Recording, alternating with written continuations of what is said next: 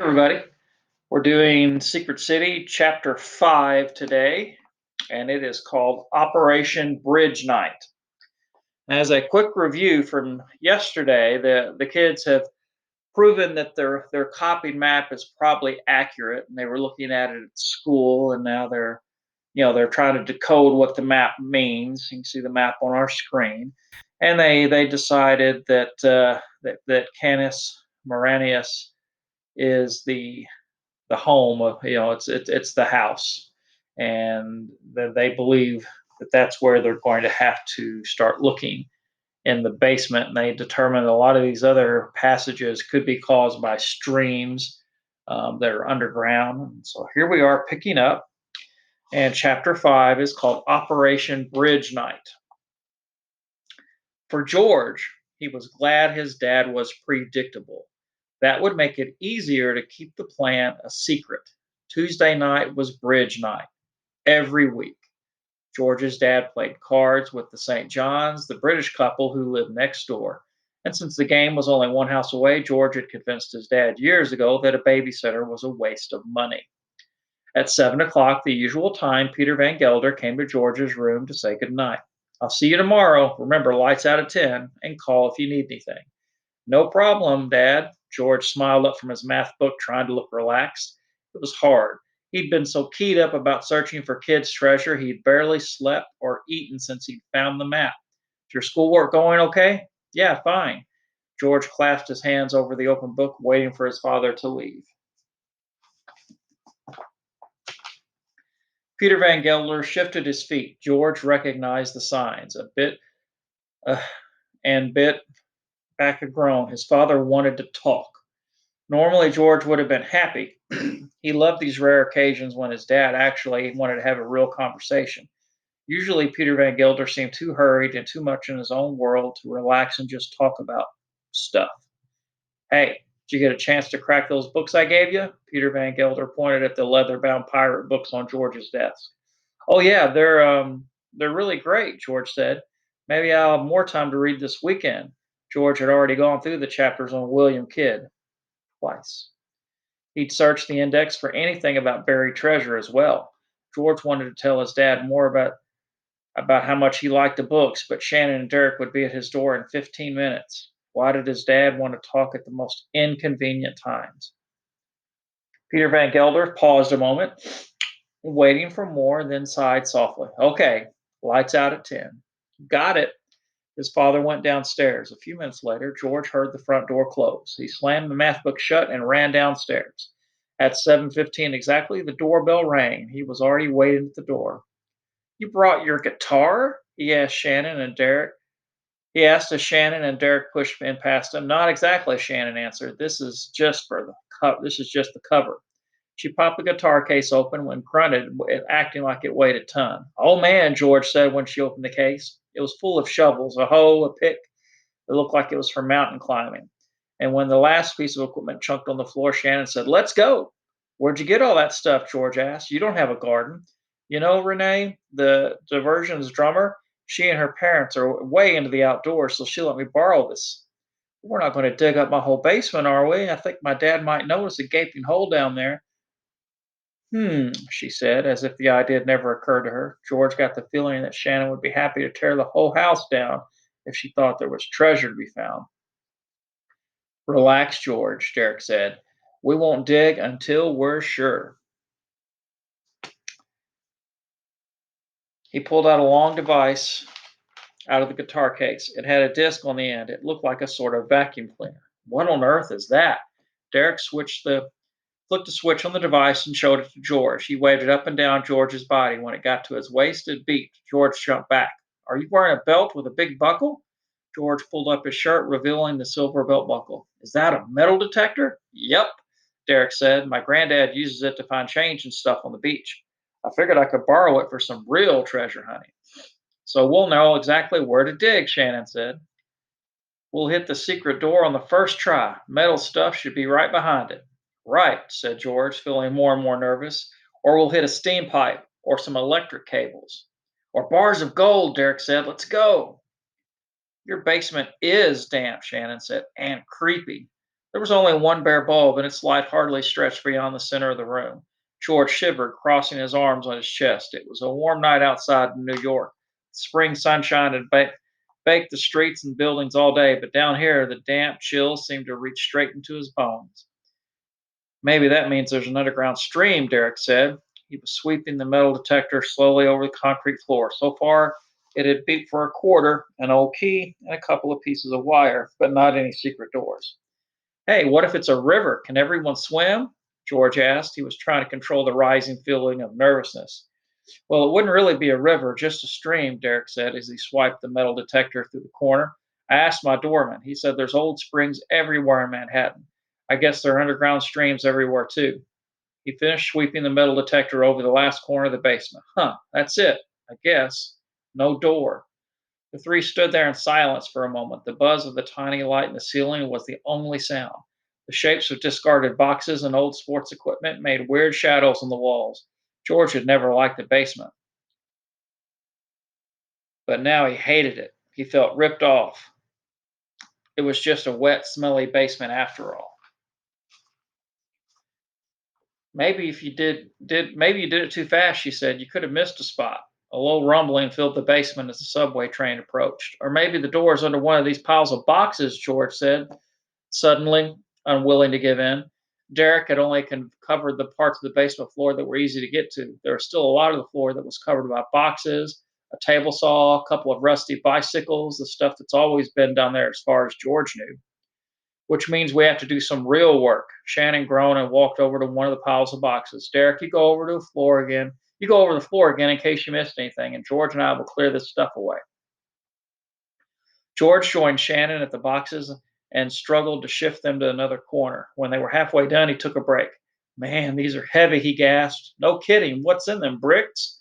George opened one of the boxes. Under the flaps was a clear plastic sheet. He poked around until he found an opening in the plastic and reached in. Books, he said. I think bricks might be lighter, Shannon said, grunting as she slid another box across the concrete. George pulled one of the books from the box. It was heavy and leather bound without any words on the black cover. It smelled like an old library, musty and ancient. He opened the book to the title page. A history of the New York waterfront, he read out loud. Hey, history boy, we got to keep moving, Shannon said. George ignored her and pulled out another book. It's called New York Underground.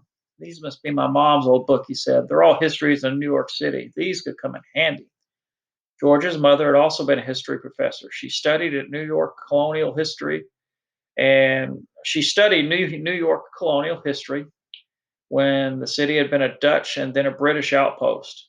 George wondered what she'd been doing with these books about modern developments like the subway system. I'm sure they're enlightening, Shannon said, but first we got to find that secret door. Okay, okay. George knew she was right. They only had so much time. He put two books back under the plastic and looked at the boxes. There must be hundreds of books down here, he thought. About anything you wanted to know about New York City could probably be found in this basement. George closed the flaps and carried the box over to Shannon. She was making a new pile in one of the corners that Derek had already checked with his metal detector. As they moved the boxes, the basement was filled with a shuffle of feet and the swish of cardboard sliding on concrete. Finally, one huge box remained to be moved, and it was enormous. Shannon and George looked at each other. You get the side, you get that side, she said. One, two, three. They lifted the box a few inches above the ground, groaning as they shuffled it a few feet. I think I'm going to, George cried, feeling the box slip under his fingers. Me too. The box dropped to the floor with a thunk. George rubbed his back and moaned. He'd never lifted anything so heavy. Suddenly, the basement didn't seem so cold, but it was still wet. Sweat dripped into his eyes and went down his neck. Maybe you guys should just slide it, Dare suggested. Shannon didn't say anything. She was kneeling beside the box, bit close to where the wall and the floor met. You okay, Shannon? George asked. Without answering, she suddenly turned toward the box and pushed wildly. Her feet scrabbled on the concrete. The box wouldn't budge. Help me move this, she ordered frantically. George quickly knelt beside her and braced his feet against the wall, and he pushed his hands on the box and shoved it as hard as he could. The box finally moved, and Shannon kept going across the floor.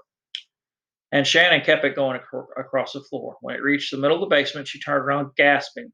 Congratulations, Derek said. I think you just invented a new Olympic sport. Oh, yeah, Shannon said, standing up. She fumbled in her pocket and pulled out a small flashlight. She shone it on the wall next to where George still knelt. So, do I get a gold medal for this? George and Derek looked at the circle of light on the wall. The flashlight's beam disappeared into a ragged hole about a foot and a half across. Wow, George said. He'd lived in this house all his life. He'd never seen this hole. The stack of boxes always covered it. His muscles still ached from lifting, but he rushed forward with renewed excitement. I guess I'll give it that a 10, Derek said. George looked into the hole. It appeared to go on forever. The darkness seemed to swallow the little beam of Shannon's flashlight. He reached one hand inside cautiously. It was even colder inside the gap. The air dampened still. He placed his hand flat on the floor. It was smooth and grainy. Wow, the floor's just dirt in there, he said. The concrete stops at the edge of the wall. Can you see anything? He shook his head. No. Shannon scuttled over next to him and poked the flashlight into the hole. George struggled to peer past her. He could see another wall only a few feet away. The wall was made of old irregular stones held together by mortar. George tried to hide his disappointment. For a moment, he thought the hole would lead to another world, not just a small compartment. I guess that's the original wall of the house, he said. Shannon dropped to the floor and shimmied through the hole. The flashlight swung wildly inside the gap. George blinked as her feet disappeared. Shannon? Cool, I can stand up in here. George knelt at the hole again. He could see only her feet and ankles. How big is it? It's like a closet, 3 feet deep, maybe 4 feet wide. Seems to go pretty high, though. George thought about the shape of his house. Why would there be a little room that jutted out like this? He looked at the watch Mr. Rulin had given him, checking the compass. The hole was on the north side of the house. George peered up, trying to picture what was above his and Shannon's heads. They were standing under the back of the house, right under the chimney, he said. What? Shannon's voice was muffled. You're right under the fireplace in the living room. That would explain the smell. Why do you have a fireplace in the basement? Derek asked. Maybe this wasn't the basement back then, George said. Maybe the street level used to be lower. Well, Shannon's voice came from inside the chimney. Whatever it is, there's a dirt floor, so let's dig. Wait, let's try this first, Derek said. He shoved the head of the metal detector into the gap. It disappeared into the hole. A shrill beep rang out with almost constant pitch. They looked at one another, their mouths wide open. Shannon's face appeared. Her cheeks were smudged with dirt, but she was grinning broadly. Give me a shovel! The dirt floor of the chimney was packed down hard. George wondered how long it had been since anyone had been there. It didn't seem like it could have been 300 years. The dirt broke freely when Shannon pounded it with the edge of the shovel. Someone had dug here before. After a while, Shannon got tired and crawled out. She looked like she'd spent a week in the woods without a tent or even a sleeping bag. Her clothes were covered in dirt and her face streaked in sooty sweat. Someone else's turn, she said. Let me, George said. He dreamed his whole life of discovering something like Captain Kidd in this house. A little bit of dirt wasn't going to stop him. The treasure could be just a few feet away.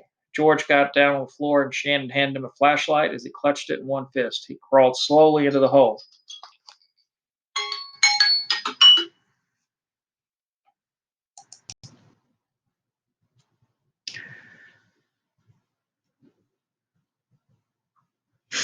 He dreamed his whole life of discovering something of Captain Kidd's in this house. A little bit of dirt wasn't going to stop him.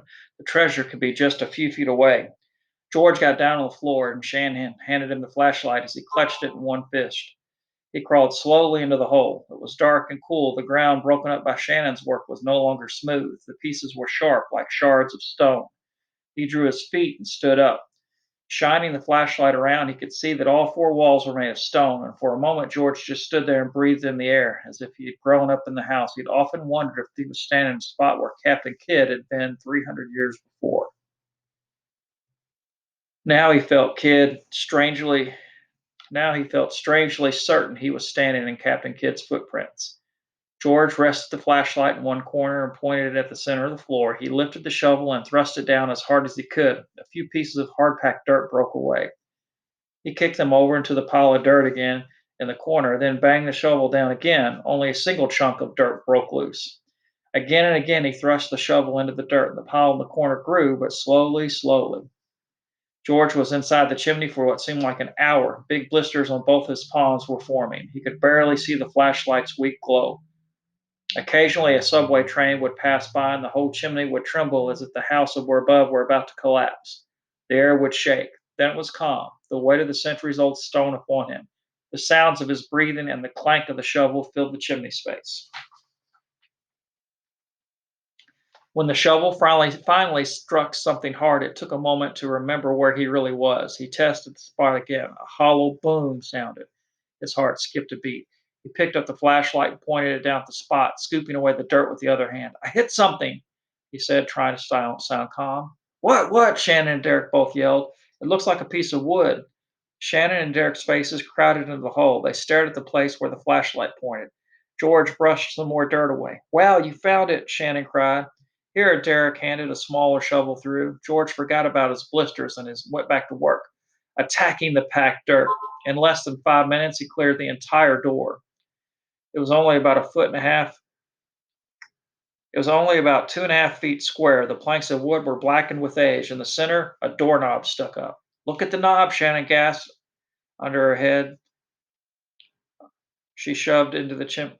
Look at the knob, Shannon gasped, her head shoved into the chimney shaft. It has 8 sides. George nodded. It was shaped just like the symbol at the bottom of their treasure map. The door had to lead to the treasure. Open it, Derek cried.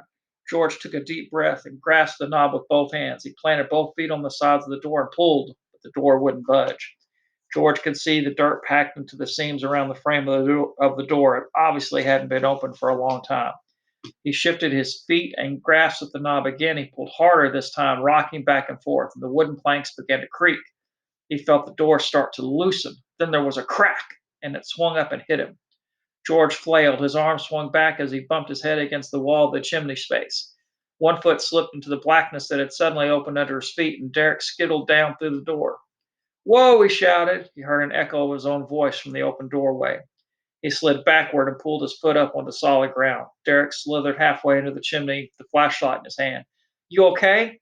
I'm fine, George said breathlessly. He'd almost plunged down into total darkness, but that wasn't the why his heart was banging so hard against his ribs. It was because he'd actually opened Captain Kidd's secret trap door. They were one step closer to finding the treasure. That is the end of chapter 5. Once again, guys, you can still comment on what you think's going on with this map, and they have found the secret door. And we'll see what happens next coming up tomorrow.